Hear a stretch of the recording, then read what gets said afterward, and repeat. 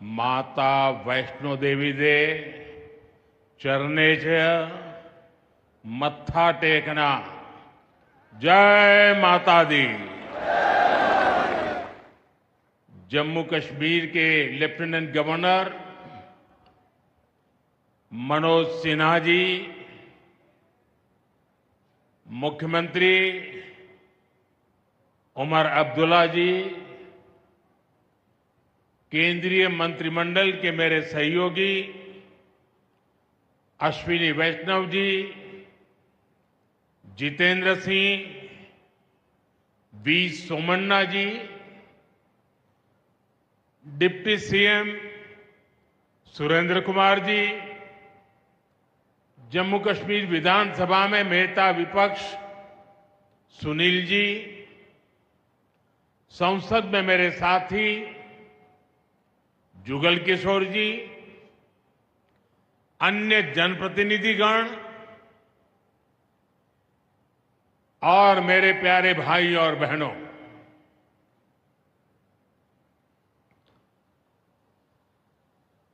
वीर जोरावर सिंह जी की ये भूमि है। मैं इस धरती को प्रणाम करता हूं। साथियों, आज का ये कार्यक्रम भारत की एकता और भारत की इच्छा शक्ति का विराट उत्सव है।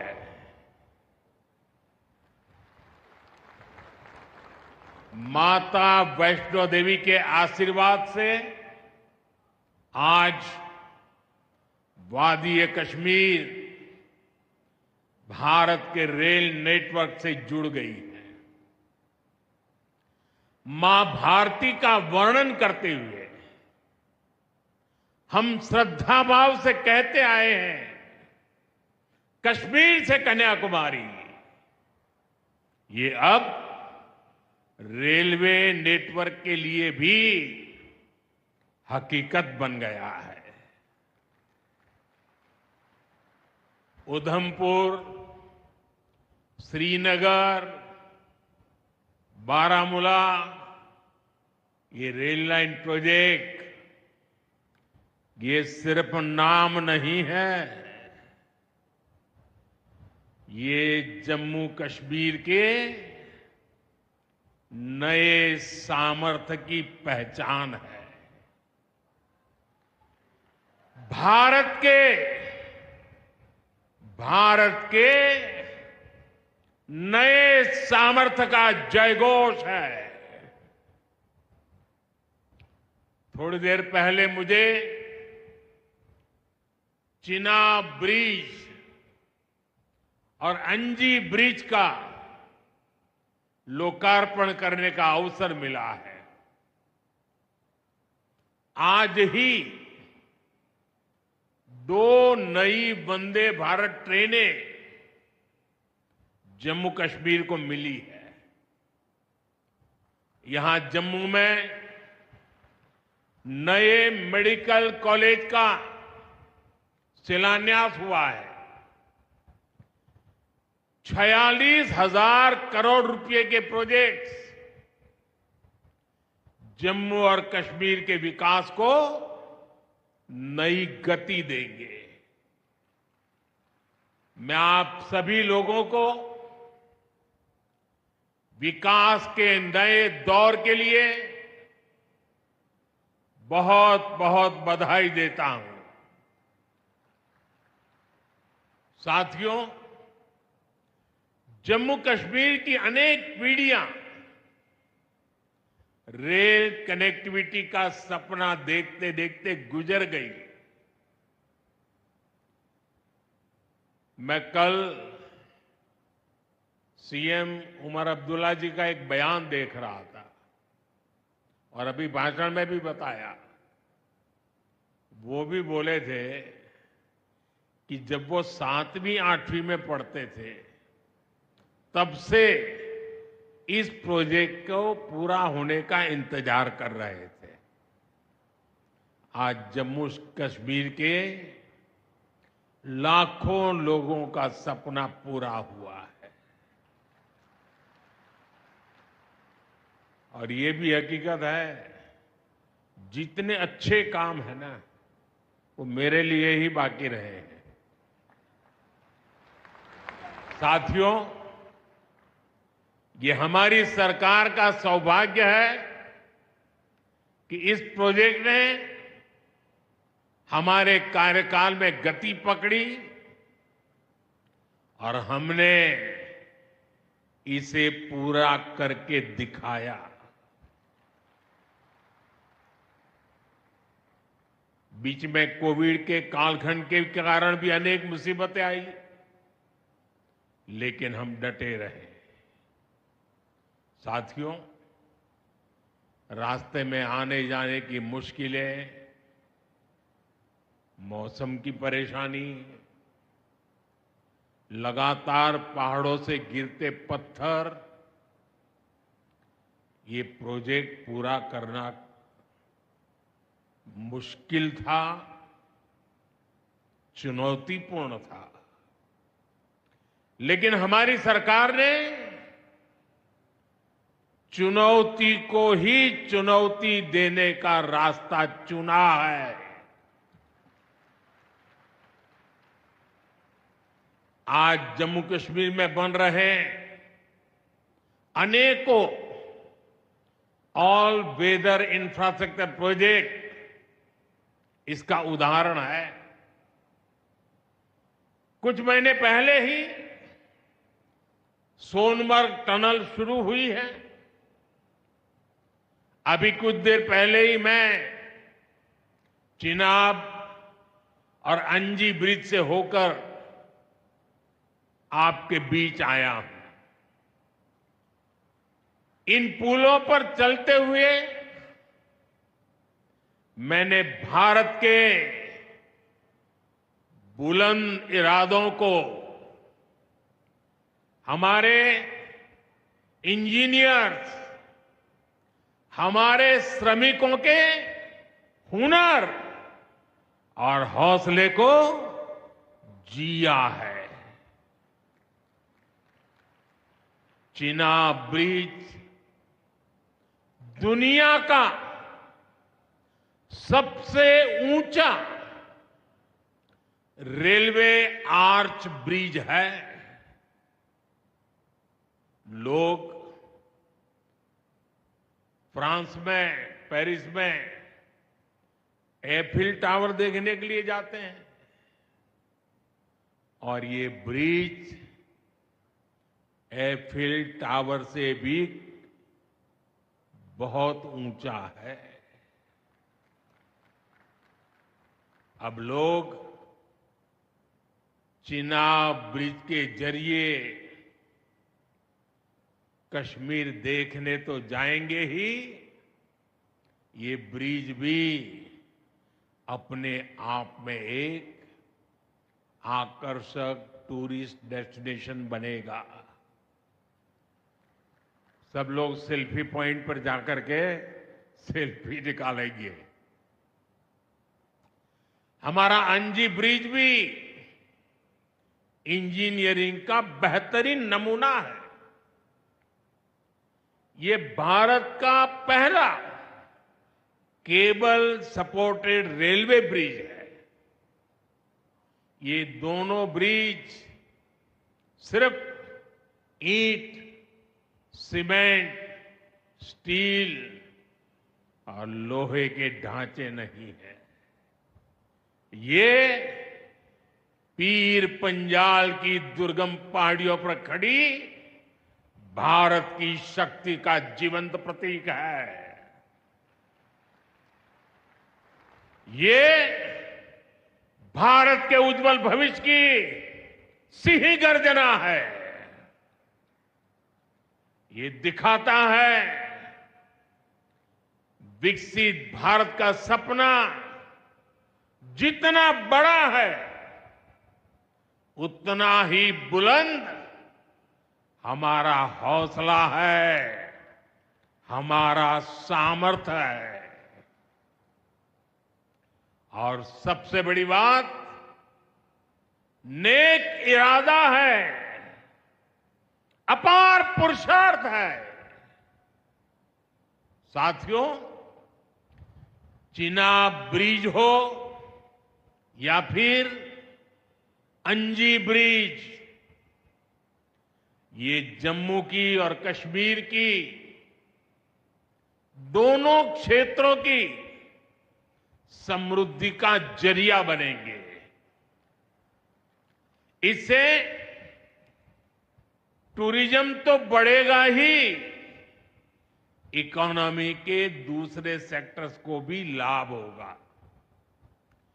जम्मू और कश्मीर की रेल कनेक्टिविटी दोनों क्षेत्रों के कारोबारियों के लिए नए अवसर बनाएगी। इससे यहां की इंडस्ट्री को गति मिलेगी। अब कश्मीर के सेब कम लागत में देश के बड़े बाजारों तक पहुंच पाएंगे और समय पर पहुंच पाएंगे।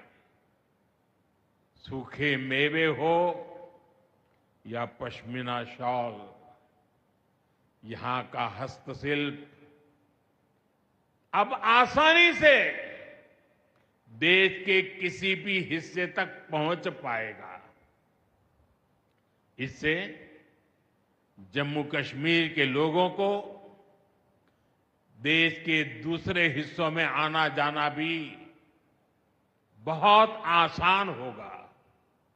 साथियों, मैं यहां संगलदान के एक स्टूडेंट का अखबार में कमेंट पढ़ रहा था।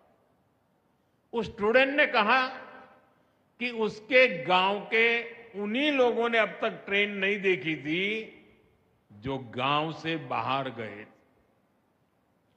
गांव के ज्यादातर लोगों ने ट्रेन का सिर्फ वीडियो ही देखा था। उन्हें अब तक यकीन ही नहीं हो रहा कि असली ट्रेन उनकी आंखों के सामने गुजरेगी। मैंने ये भी पढ़ा कि बहुत से लोग ट्रेनों के आने जाने का टाइम याद कर रहे हैं। एक और बिटिया ने बड़ी अच्छी बात कही। उस बिटिया ने कहा, अब मौसम तय नहीं करेगा कि रास्ते खुलेंगे या बंद रहेंगे। अब ये नई ट्रेन सेवा हर मौसम में लोगों की मदद करती रहेगी। साथियों, जम्मू कश्मीर मां भारती का मुकुट है। ये मुकुट एक से बढ़कर एक खूबसूरत रत्नों से जड़ा हुआ है। ये अलग अलग रत्न जम्मू कश्मीर का सामर्थ्य है। यहां की पुरातन संस्कृति, यहां के संस्कार, यहां की आध्यात्मिक चेतना, प्रकृति का सौंदर्य, यहां की जड़ी बूटियों का संसार, फलों और फूलों का विस्तार, यहां के युवाओं में, आप लोगों में जो टैलेंट है वो मुकुट मणि की तरह चमकता है। साथियों, आप भली बात ही जानते हैं, मैं दशकों से जम्मू और कश्मीर आता जाता रहा। इंटीरियर इलाकों में मुझे जाने का, रहने का अवसर मिला है। मैंने इस सामर्थ्य को लगातार देखा है, महसूस किया है, और इसलिए मैं पूरे समर्पण भाव के साथ जम्मू कश्मीर के विकास में जुटा हूं। साथियों, जम्मू कश्मीर भारत की शिक्षा और संस्कृति का गौरव रहा है। आज भारत दुनिया के बड़े नॉलेज हब में से एक हमारा जम्मू कश्मीर बन रहा है। तो इसमें जम्मू कश्मीर की भागीदारी भी भविष्य में भी बढ़ने वाली है। यहां आईआईटी, आईआईएम, एम्स और नीट जैसे संस्थान है। जम्मू और श्रीनगर में सेंट्रल यूनिवर्सिटीज हैं। जम्मू और कश्मीर में रिसर्च इकोसिस्टम का भी विस्तार हो रहा है। साथियों, यहां पढ़ाई के साथ साथ दवाई के लिए भी अभूतपूर्व काम हो रहा है। बीते कुछ सालों में ही 2 स्टेट लेवल के कैंसर संस्थान बने हैं। पिछले 5 वर्षों में यहां 7 नए मेडिकल कॉलेज शुरू किए गए हैं। आप भी जानते हैं, जब मेडिकल कॉलेज खुलता है तो उससे मरीजों के साथ ही उस क्षेत्र के युवाओं को भी सबसे ज्यादा फायदा मिलता है। जम्मू कश्मीर में अब एमबीबीएस की सीटों की संख्या 500 से बढ़कर 1300 तक पहुंच गई है। मुझे खुशी है कि अब रियासी जिले को भी नया मेडिकल कॉलेज मिलने जा रहा है। Shri Mata Vaishno Devi institute of medical excellence, ये आधुनिक अस्पताल तो है, ये दान पुण्य करने की हमारी जो संस्कृति है उसका भी उदाहरण है। इस मेडिकल कॉलेज को बनाने में जो राशि लगी है उसके लिए भारत के कोने कोने से माता वैष्णो देवी के चरणों में आने वाले लोगों ने दान दिया हुआ है। मैं श्री माता वैष्णो देवी श्राइन बोर्ड को, उनके अध्यक्ष मनोज जी को इस पवित्र कार्य के लिए बहुत बहुत शुभकामनाएं देता हूं। इस अस्पताल की क्षमता भी 300 बेड से बढ़कर 500 बेड की जा रही है। कटरा में माता वैष्णो देवी के दर्शन करने आने वाले लोगों को भी इससे बहुत सहूलियत रहने वाली है। साथियों, केंद्र में भाजपा एनडीए की सरकार को अब 11 साल हो रहे हैं। ये 11 साल गरीब कल्याण के नाम समर्पित रहे हैं। प्रधानमंत्री आवास योजना से 4 करोड़ गरीबों का पक्के घर का सपना पूरा हुआ है। उज्ज्वला योजना से 10 करोड़ रसोइयों, उसमें धुएं का अंत हुआ है। हमारी बहनों को, बेटियों को उनकी सेहत की रक्षा हुई है। आयुष्मान भारत योजना से 50 करोड़ गरीबों को 5 लाख रुपए तक का मुफ्त इलाज मिला है। प्रधानमंत्री गरीब कल्याण अन्न योजना से हर थाली में भरपेट अनाज सुनिश्चित हुआ है। जनधन योजना से पहली बार 50 करोड़ से ज्यादा गरीबों के लिए बैंक का दरवाजा खुला है। सौभाग्य योजना से अंधेरे में जी रहे 2.5 करोड़ परिवारों में बिजली की रोशनी पहुंची है। स्वच्छ भारत मिशन के तहत बने 12 करोड़ शौचालयों ने खुले में शौच की मजबूरी से मुक्ति दिलाई है। जल जीवन मिशन से 12 करोड़ नए घरों में नल से जल पहुंचने लगा है। महिलाओं का जीवन आसान हुआ है। पीएम किसान सम्मान निधि से 10 करोड़ छोटे किसानों को सीधी आर्थिक सहायता मिली है। साथियों, सरकार के ऐसे अनेक प्रयासों से पिछले 11 साल में 25 करोड़ से ज्यादा गरीबों ने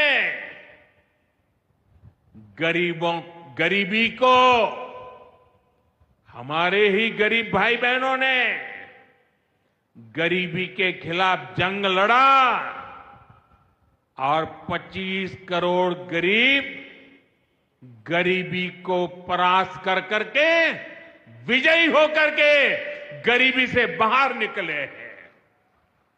अब वो नए मध्यम वर्ग का हिस्सा बने हैं। जो लोग अपने आप को समाज व्यवस्था के एक्सपर्ट मानते हैं, बड़े खेरखा मानते हैं, जो लोग अगड़े पिछड़े की राजनीति में डूबे रहते हैं, जो लोग दलितों के नाम पर राजनीतिक रोटियां सेकते रहे हैं, जरा जिन योजनाओं का मैंने सिर्फ उल्लेख किया है उसकी तरफ नजर कर लीजिए। कौन लोग हैं जिनको ये सुविधाएं मिली हैं? वो कौन लोग हैं जो आजादी के 7 दशक तक इन प्राथमिक सुविधाओं से वंचित रहे थे? ये मेरे दलित भाई बहन है, ये मेरे आदिवासी भाई बहन है, ये मेरे पिछड़े भाई बहन है, ये पहाड़ों पर गुजारा करने वाले, ये जंगलों में बसने वाले, झुग्गी झोपड़ी में जिंदगी पूरी करने वाले, ये वो परिवार है जिनके लिए मोदी ने अपने 11 साल खपा दिए हैं।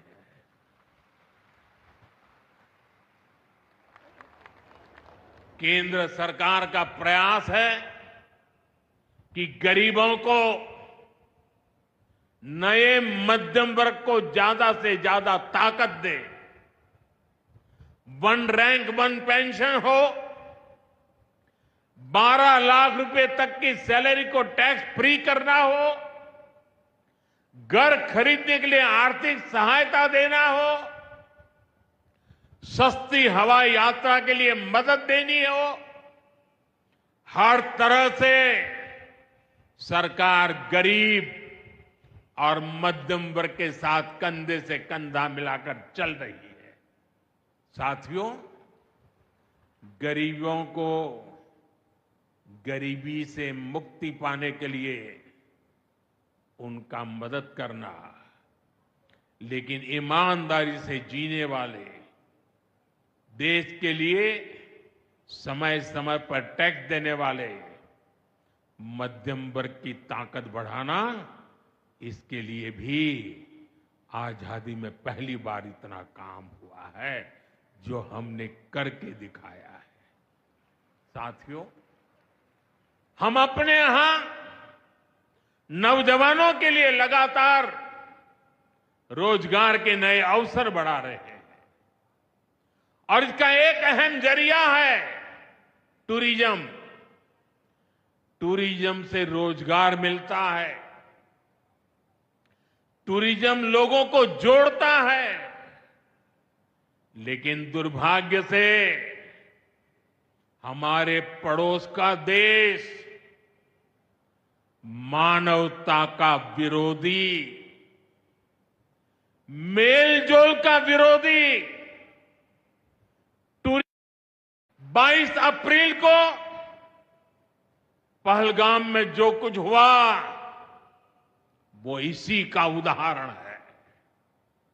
पाकिस्तान ने पहलगाम में इंसानियत और कश्मीरियत दोनों पर वार किया। उसका इरादा भारत में दंगे कराने का था। उसका इरादा कश्मीर के मेहनतकश लोगों की कमाई को रोकना था। इसलिए पाकिस्तान ने टूरिस्ट पर हमला किया। वो टूरिज्म जो बीते 4-5 साल में लगातार बढ़ रहा था, हर साल यहां रिकॉर्ड संख्या में टूरिस्ट आ रहे थे। जिस टूरिज्म से जम्मू कश्मीर के गरीबों के घर चलते हैं, उसको पाकिस्तान ने निशाना बनाया। कोई घोड़े चलाने वाला, कोई पोर्टर, कोई गाइड, कोई गेस्ट हाउस वाला, कोई दुकान ढाबा चलाने वाला, पाकिस्तान की साजिश इन सबको तबाह करने की थी। आतंकियों को चुनौती देने वाला नौजवान आदिल, वो भी तो वहां मेहनत मजदूरी करने गया था, लेकिन अपने परिवार की देखरेख कर सके इसलिए मेहनत कर रहा था। आतंकियों ने उस आदिल को भी मार दिया। साथियों, पाकिस्तान की साजिश के खिलाफ जिस प्रकार जम्मू कश्मीर के लोग उठ खड़े हुए हैं, जम्मू कश्मीर के अवाम ने इस बार जो ताकत दिखाई है, ये सिर्फ पाकिस्तान नहीं, दुनिया भर की आतंकवादी मानसिकता को जम्मू कश्मीर के लोगों ने कड़ा संदेश दिया है। जम्मू कश्मीर का नौजवान अब आतंकवाद को मुंह तोड़ जवाब देने का मन बना चुका है। ये वो आतंकवाद है जिसने घाटी में स्कूल जलाए, और सिर्फ स्कूल यानी इमारत नहीं जलाई थी, 2-2 पीढ़ी का भविष्य जला दिया था, अस्पताल तबाह किए, जिसने कई पीढ़ियों को बर्बाद किया। यहां जनता अपनी पसंद के नुमाइंदे चुन सके, यहां चुनाव हो सके, ये भी आतंकवाद के चलते बड़ी चुनौती बन गया था। साथियों, बरसों तक आतंक सहने के बाद जैसे जम्मू कश्मीर ने इतनी बर्बादी देखी थी कि जम्मू कश्मीर के लोगों ने सपने देखना ही छोड़ दिया था। आतंकवाद को ही अपना भाग्य मान लिया था। जम्मू कश्मीर को इस स्थिति से निकालना जरूरी था, और हमने ये करके दिखाया है। आज जम्मू कश्मीर का नौजवान नए सपने भी देख रहा है और उन्हें पूरे भी कर रहा है। अब कश्मीर का नौजवान बाजारों को, शॉपिंग मॉल्स को, सिनेमा हॉल को गुलजार देख करके खुश है। यहां के लोग जम्मू कश्मीर को फिर से फिल्मों की शूटिंग का प्रमुख केंद्र बनते देखना चाहते हैं। इस क्षेत्र को स्पोर्ट्स का हब बनते देखना चाहते हैं। यही भाव हमने अभी माता खीर भवानी के मेले में भी देखा है। जिस तरह हजारों लोग माता के दर पर पहुंचे, वो नए जम्मू कश्मीर की तस्वीर दिखाता है। अब 3 तारीख से अमरनाथ यात्रा भी शुरू होने वाली है। ईद की उमंग भी हम चारों तरफ देख रहे हैं। विकास का जो वातावरण जम्मू कश्मीर में बना था, वो पहलगाम के हमले से डिगने वाला नहीं है। जम्मू कश्मीर के आप सभी लोगों को और आप सबसे नरेंद्र मोदी का वायदा है। मैं यहां विकास को रुकने नहीं दूंगा।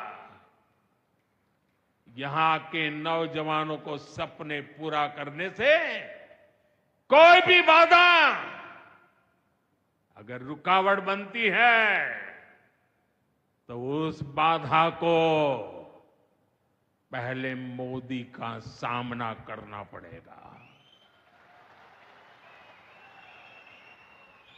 साथियों, आज 6 जून है। याद कीजिए, 1 महीने पहले, ठीक 1 महीने पहले 6 मई की वो रात पाकिस्तान के आतंकियों पर कयामत बरसी थी।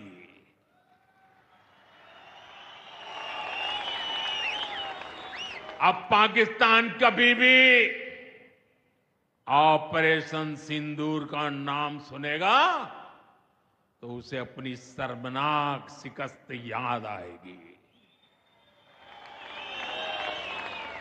पाकिस्तानी फौज और आतंकियों ने कभी सोचा नहीं था कि भारत पाकिस्तान में सैकड़ों किलोमीटर अंदर जाकर के आतंकवादियों पर इस तरह वार करेगा। बरसों की मेहनत से उन्होंने आतंक की जो इमारतें बनाई थी, वो कुछ ही मिनटों में खंडहर में बदल गई है। और ये देख पाकिस्तान बुरी तरह बौखला गया था और उसने अपना गुस्सा जम्मू के, पूंछ के दूसरे जिलों के लोगों के पर भी निकाला। पूरी दुनिया ने देखा कि पाकिस्तान ने कैसे यहां घर उजाड़े, बच्चों पर गोले फेंके, स्कूल, अस्पताल तबाह किए, मंदिर, मस्जिद, गुरुद्वारों पर शेलिंग की। आपने जिस तरह पाकिस्तान के हमलों का मुकाबला किया, वो हर देशवासी ने देखा है। इसलिए अपने परिवारजनों ने उनके साथ हर देशवासी पूरी शक्ति से खड़ा है। साथियों, जिन लोगों की क्रॉस बॉर्डर फायरिंग में मृत्यु हुई है, उनके परिवार के सदस्य को कुछ दिन पहले ही नियुक्ति पत्र सौंपे गए हैं। शेलिंग से प्रभावित 2000 से ज्यादा परिवारों की तकलीफ भी हमारी अपनी तकलीफ है। इन परिवारों को शेलिंग के बाद अपने घर की मरम्मत के लिए आर्थिक मदद दी गई थी। अब केंद्र सरकार ने ये तय किया है कि इस मदद को और बढ़ाया जाए। आज के इस कार्यक्रम में मैं इसकी भी जानकारी आपको देना चाहता हूं। साथियों, जिन घरों में बहुत ज्यादा नुकसान हुआ है उन्हें अब 2 लाख रुपए और जो घर आंशिक रूप से क्षतिग्रस्त हुए उन्हें 1 लाख रुपए की सहायता अलग से दी जाएगी, अतिरिक्त दी जाएगी। यानी अब उन्हें पहली बार की मदद के बाद ये एक्स्ट्रा धनराशि मिलेगी। साथियों, हमारी सरकार बॉर्डर किनारे बसे लोगों को देश का प्रथम प्रहरी मानती है। बीते दशक में सरकार ने बॉर्डर के जिलों में विकास और सुरक्षा के लिए अभूतपूर्व काम किया है। इस दौरान करीब 10,000 नए बंकर्स बनाए गए हैं।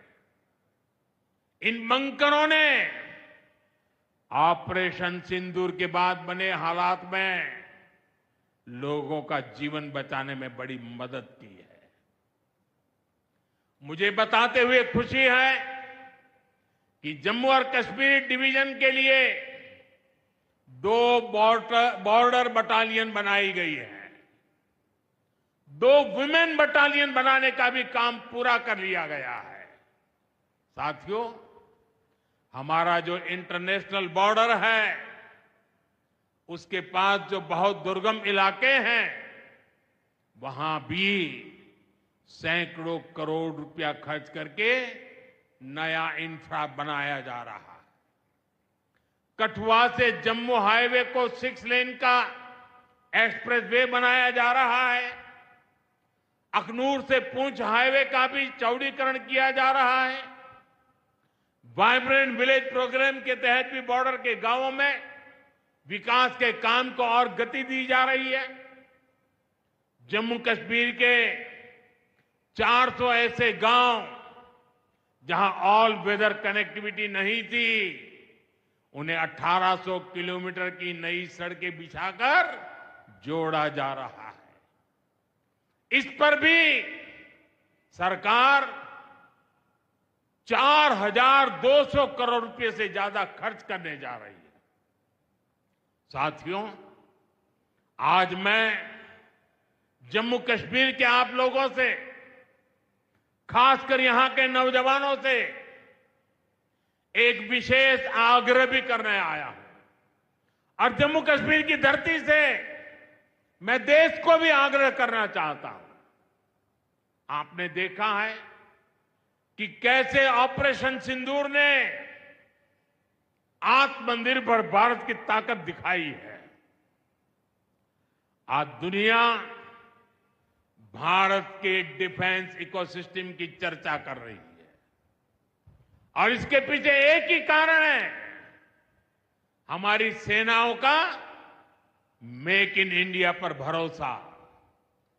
सेनाओं ने जो कर दिखाया, अब वही हर भारतवासी को दोहराना है। इस साल के बजट में हमने मिशन मैन्युफैक्चरिंग की घोषणा की है।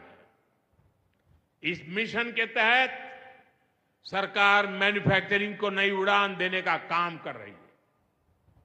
मैं जम्मू कश्मीर के युवाओं से कहूंगा, आइए इस मिशन का हिस्सा बनिए। देश को आपकी आधुनिक सोच चाहिए, देश को आपके इनोवेशन की जरूरत है। आपके आइडिया, आपकी स्किल भारत की सुरक्षा को, भारत की अर्थव्यवस्था को नई ऊंचाई देंगे। पिछले 10 वर्षों में भारत एक बड़ा डिफेंस एक्सपोर्टर बना है। अब हमारा लक्ष्य है दुनिया के टॉप डिफेंस एक्सपोर्टर्स में भारत का नाम भी शामिल हो।